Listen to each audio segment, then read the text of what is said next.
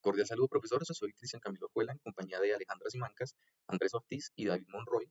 A continuación haremos la sustentación del trabajo del primer corte de la asignatura Derechos Humanos y Derecho Internacional Humanitario. Iniciaremos abordando la pregunta ¿cuál es la diferencia entre los derechos humanos y el derecho internacional de los derechos humanos?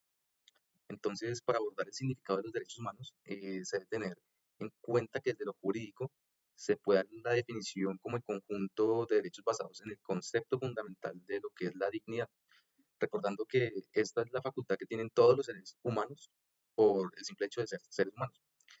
Los derechos humanos están plasmados en lo jurídico en fuentes nacionales como en fuentes internacionales.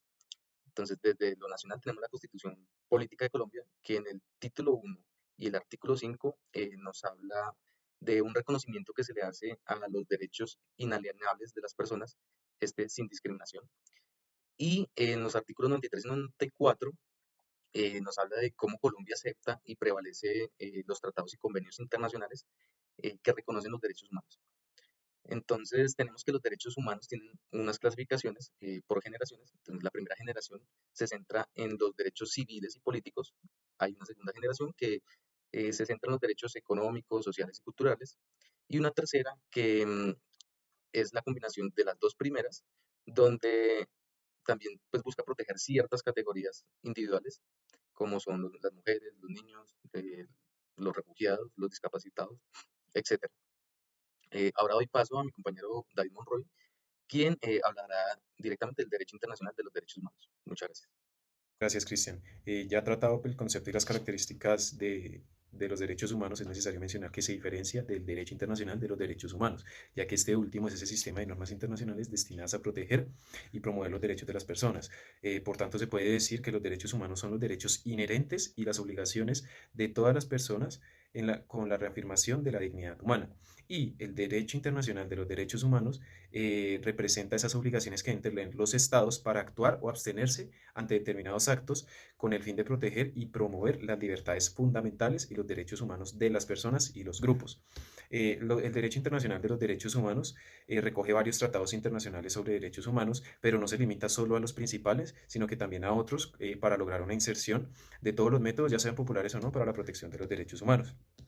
Por tanto, pues es claro que con base a lo investigado, los derechos humanos entrañan los derechos y obligaciones de todas las personas y el derecho internacional de los derechos humanos impone las obligaciones de respetar y proteger los derechos humanos a los estados, que como tal deben garantizar su cumplimiento. Muchísimas gracias. Con esto le doy paso a mi compañera Luisa y Andrés para el análisis frente a la situación de emergencia sanitaria y las acciones tomadas por la administración.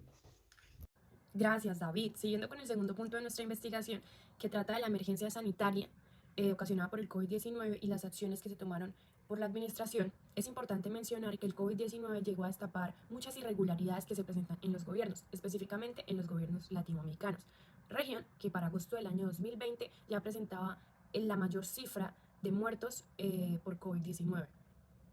Por otra parte, también se hizo evidente el estado de vulneración o de vulnerabilidad en el que se encuentran millones de personas, minorías raciales, minorías étnicas, personas de escasos recursos y adultos mayores.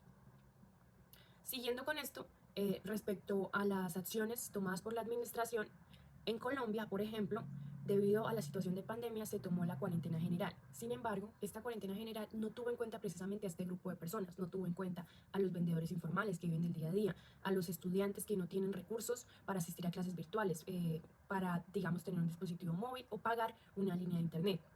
De este modo, vemos que se pusieron unos derechos de ciertas personas por encima de los derechos de otras personas. Siguiendo con esto, damos paso a mi compañero Andrés. Gracias, Luisa. Recordemos que para muchas personas y entidades se quejaron porque vieron que este cierre de actividades fue un tema anticonstitucional, puesto que no le dan la libertad de poder seguir generando sus ingresos para su propia subsistencia. En aras de eso, la Corte Interamericana de Derechos Humanos generó una resolución, la 1-2020, donde determina o se basa según los principios de buena fe de los Estados latinos y del Caribe la adopción en cuanto a estas medidas sanitarias para la protección de la vida, la protección en cuanto a la pandemia.